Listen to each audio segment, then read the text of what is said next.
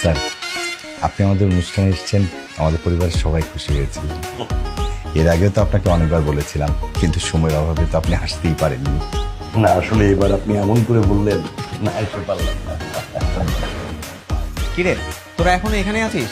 কখন শেষ করবি? আরে ভাই প্রায় শেষ হয়ে গেছে। শেষ না? এই ভালো ক্যামেরার কথা না বলেছিলাম, ক্যামেরা কে নিয়ে আসবে রে? রঞ্জু বলেছে ওর সময় মতো ক্যামেরা নিয়ে চলে আসবে। আচ্ছা দেখ, আমার কিন্তু ভালো ভিডিও হওয়া চাই, কারণ এই খাতনার প্রোগ্রামটা প্রত্যেকদিন বাড়িতে হয় না। সো আমার কিন্তু এই ভিডিওটা একদম স্মৃতি হিসেবে ধরে রাখা চাই। আরে ভাই ভিডিও ভালো হবে, তুই চিন্তা করিস না।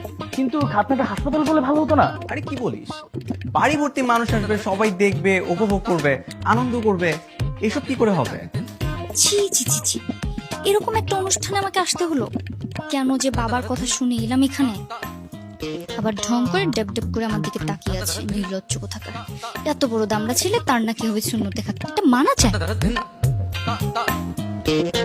বাহ, বাড়িটা বেশ সুন্দর করে সাজিয়েছেন দেখছি। স্যার, রাফসান বললো যে শূন্যতে খাতনা অনুষ্ঠানটা খুব ভালো করে করার জন্য। এখন বুঝতেই পারছেন, ছেলে কথা তো আর ফেলে দিতে পারিনি, এই আর কি। না, ঠিক আছে, ভালো করে ভালো।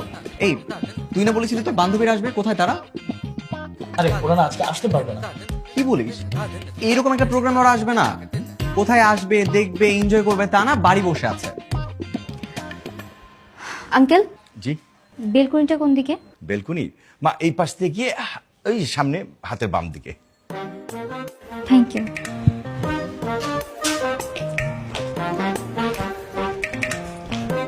ওই দিকে ড্যাপ ড্যাপ করে কেন তাকায় আছিস?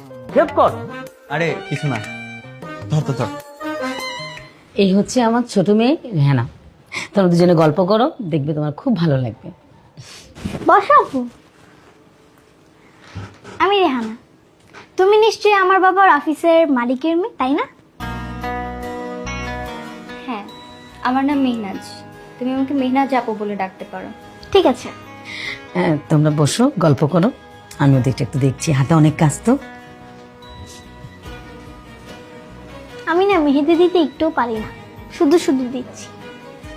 সুন্দর হচ্ছে, দাও।